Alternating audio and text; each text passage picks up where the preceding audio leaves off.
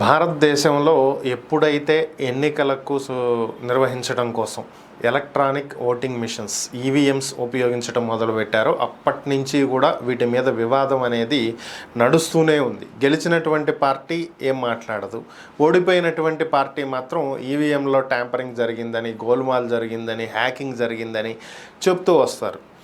So మరలా ఈ ఆరోపణలు చేసిన పార్టీయే గెలిచిందనుకోండి నెక్స్ట్ టర్మ్, అప్పుడు వాళ్ళు మాట్లాడరు. నెక్స్ట్ అప్పుడు ఓడిపోయినటువంటి పార్టీ మాట్లాడిద్ది ఈవీఎంస్లో గోల్మాల్ జరిగింది. సో ఇది కంటిన్యూగా వస్తున్నటువంటి వ్యవహారమే. సో అయితే దీనికి సంబంధించే ఏపీలో కూడా సార్వత్రిక ఎన్నికలు 2024 సార్వత్రిక ఎన్నికలు ముగిసిన తరువాత ఓటమి పాలైనటువంటి వైఎస్ఆర్ కాంగ్రెస్ పార్టీ కూడా ఇదే పాట పాడుతుంది. ఈవీఎంలో ట్యాంపరింగ్ జరిగినాయి, లేదంటే ఈవీఎంలో హ్యాకింగ్ జరిగింది అని చెప్పి చెప్తున్నటువంటి పరిస్థితి. దీనికి గల కారణాలు ఏంటి అంటే, వాళ్ళు చెప్తున్నటువంటి కారణాల్లో మొదటిది ఓటింగ్ రోజు చెప్పినటువంటి పోలింగ్ పర్సంటేజ్కి కౌంటింగ్ రోజు వచ్చినటువంటి పోలింగ్ పర్సంటేజ్కి తేడా ఉంది. సో ఈ తేడా ఒకటి, ఈవీఎం హ్యాక్ అయితేనన్నా రావాలి, లేదా ట్యాంపర్ అయితేనన్నా రావాలి. ఈ రెండు కాకపోతే అక్కడ ఉన్నటువంటి మిషన్స్ ప్లేస్లో కొత్త వాటిని వాళ్ళకి అనుకూలంగా ఓట్లు వేసుకుని తెచ్చిపెట్టుకోవటం వలన అయి ఉండాలి. సో ఇది వాళ్ళు చెప్తున్నటువంటి అంశం. ఇది రెండోది ఏంటి అంటే, ఈవీఎం మిషన్స్లో ఉన్నటువంటి ఛార్జింగ్.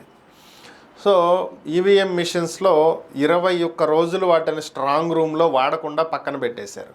జనరల్గా తీసుకుందాం, మన ఫోన్ అయినా సరే మనం ఫుల్ ఛార్జ్ పెట్టి వాడకపోయినా పక్కన పెట్టేసి ఊరుకున్నాం అనుకోండి, 1-2 రోజుల తర్వాత ఛార్జింగ్ అనేది ఎంతో కొంత డౌన్ అవుతుంది. సో అలాగే ఈవీఎం మెషిన్స్లో కూడా ఛార్జింగ్ డౌన్ అవ్వాలి కదా, బట్ ఎక్కువ ఛార్జింగ్ అనేది డౌన్ కాలేదు, చాలా కొద్ది మాత్రమే ఛార్జింగ్ డౌన్ అయింది. సో 70 to 80% ఛార్జింగ్ ఉంది.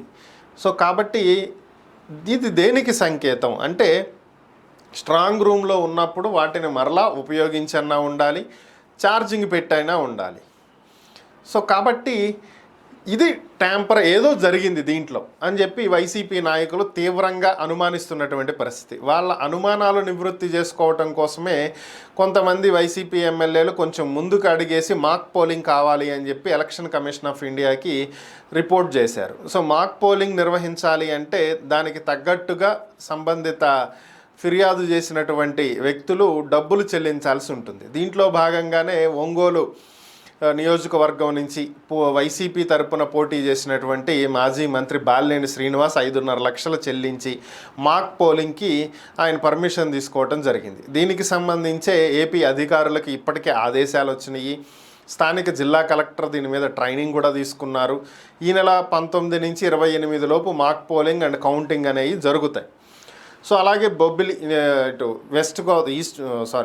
ఉత్తరాంధ్ర విజయనగరం జిల్లాలో కూడా లోక్సభ స్థానానికి సేమ్ ఇదే పరిస్థితి. అక్కడ కూడా మాక్ పోలింగ్కి డబ్బులు కట్టి వీళ్ళు పర్మిషన్లు తీసుకున్నారు. అయితే మాక్ పోలింగ్ నిర్వహించాల్సినటువంటి సమయం దగ్గరకు వస్తున్నటువంటి నేపథ్యంలో ఏపీలో ఉన్నటువంటి కొంతమంది అధికారులు మీ ఫిర్యాదులు వెనక్కి తీసుకోండి, మీరు కట్టినటువంటి డబ్బులు మీకు ఇచ్చేస్తాం అని చెప్పి వారికి బేరాలు పెడుతున్నారు. సో అంటే ఇక్కడ ఏదో తప్పు జరిగింది, అందుకే అధికారులు ఇప్పుడు మాక్ పోలింగ్ నిర్వహించడానికి భయపడుతున్నారు అని చెప్పి సోషల్ మీడియాలో వార్తలు వస్తున్నాయి. మరి వీటిల్లో ఎంతవరకు నిజాలు ఉన్నాయి అనేది అయితే తెలియదు, కానీ ఓవరాల్గా మనకు ఉన్నటువంటి నాలెడ్జ్ ప్రకారం అయితే ఈవీఎంని హ్యాక్ చేయటం అనేది అంత ఈజీ కాదు, అసలు కానే కాదు అని చెప్పుకోవాలి. ఎందుకని అంటే, ఏ ఎలక్ట్రానిక్ డివైస్ అయినా సరే హ్యాక్కి గురవ్వాలి అంటే అది ఇంటర్నెట్తో అనుసంధానం అవ్వాలి, అంటే అంతర్జాలంతో కనెక్ట్ అవ్వాలి. సో అవకాశం లేదు. ఎందుకంటే ఏ ఈవీఎం మిషన్ కూడా బ్లూటూత్తో కానీ, ఐఆర్తో కానీ, ఇంటర్నెట్తో కానీ, వైఫైతో కానీ, ల్యాన్ కేబుల్తో కానీ కనెక్ట్ కాదు. సో అలాంటప్పుడు ఈ డివైస్ని రిమోట్గా ఆపరేట్ చేయటం అనేది కుదరదు. అంటే వేరొక చోటు నుంచి దీన్ని ఆపరేట్ చేసి మ్యానిపులేట్ చేయటం అనేది సాధ్యమయ్యేటువంటి అంశం కాదు. కాబట్టి హ్యాక్ అవుతుంది అనేటువంటి క్వశ్చన్ ఇక్కడ లేదు. ఇక ట్యాంపరింగ్ అనేది ఎలా ఉంటుంది అంటే, చిప్లో రాసేటువంటి ప్రోగ్రామ్ ఇది. సో ఇది మెషిన్ కోడ్ కాబట్టి ప్రోగ్రామ్ రాసేటప్పుడు ఏమవుతుంది అంటే, మైక్రో ప్రాసెసర్స్లో చిప్స్లో మనం ప్రోగ్రామ్ రాస్తాం. ఈ ప్రోగ్రామింగ్ లాంగ్వేజ్లో మనం ప్రోగ్రామ్ రాసేటప్పుడు సింబల్స్ ఉంటాయి కదా, పార్టీ సింబల్స్.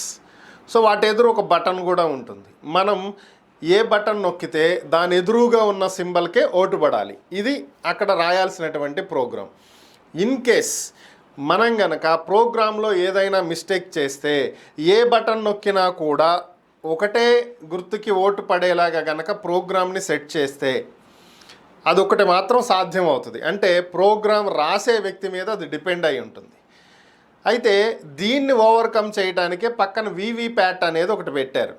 సో ఇక్కడ మీరు ఏదైతే నొక్కుతారో అదే అక్కడ ప్రింట్ అయ్యిద్ది. అంటే దీన్ని కూడా ప్రోగ్రామింగ్లో మాడిఫై చేసే ఛాన్సెస్ కూడా ఉంటాయి అనుకోండి. సో అయితే ఇక్కడ ఈ ఏరియాకి ఈ మిషనే వస్తుంది అన్న గ్యారంటీ లేదు కదా. ఇప్పుడు ఏపీలో ఎలక్షన్ నిర్వహించడం కోసం ఏపీకి సంబంధించినటువంటి ఏపీకి వచ్చేటువంటి మిషన్స్ ఏవైతే ఉంటాయో వాటికే ట్యాంపరింగ్ చేయాలి అంటే సాధ్యం కాదు. ఎందుకంటే ఇది ఎక్కడో గవర్నమెంట్ ల్యాబొరేటరీస్లో తయారయ్యేటువంటి అలాగే బెల్లోని. సో అక్కడ తయారవుతుంది భారత్ ఎలక్ట్రానిక్స్ లిమిటెడ్. సో వీళ్ళ దగ్గర తయారయ్యేది. సో దీనికి సంబంధించినటువంటి ఇంజనీర్లు ఉంటారు, దీన్ని టెస్ట్ చేపిస్తారు. ఎక్కడ ఏపీలో టెస్ట్ చేసేటప్పుడు ఏపీకి సంబంధించినటువంటి రాజకీయ పార్టీలకు సంబంధించిన వాళ్ళని పిలుస్తారు. పలానా రోజు ఈవీఎంలో టెస్ట్ చేస్తున్నాము, సో మీరంతా రావాలి అని చెప్పి పిలుస్తారు.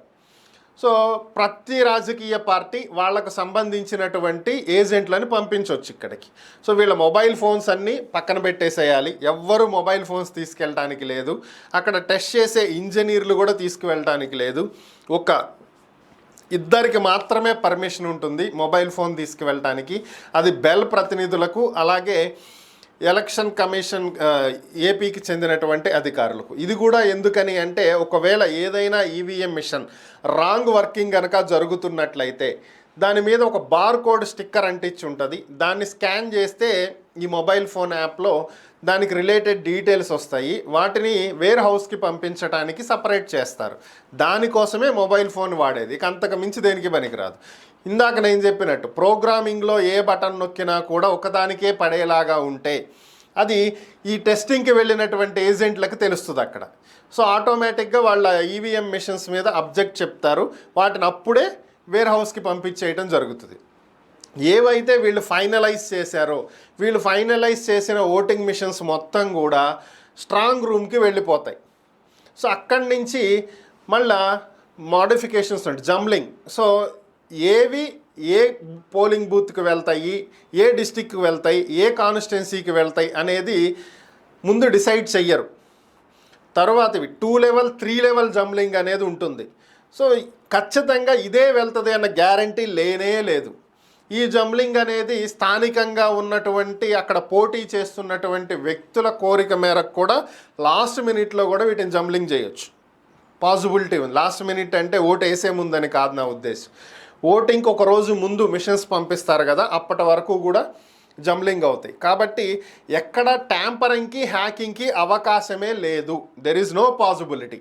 సో కాబట్టి కానీ దీని మీద అనుమానాలు వస్తున్నాయి కాబట్టి వాటిని నివృత్తి చేయాల్సినటువంటి బాధ్యత ఎలక్షన్ కమిషన్ ఆఫ్ ఇండియా మీద ఉంది. కాబట్టి వాళ్ళు ప్రయత్నం చేస్తున్నారు, అవకాశాలు ఇచ్చారు రాజకీయ పార్టీలకు. మాక్ పోలింగ్ చేయించాలి అంటే మీరే డబ్బులు కట్టి దానికి అయ్యే ఖర్చును భరించి చేయించుకోండి అని చెప్పారు. దాన్నే చేస్తున్నారు. అది విషయం.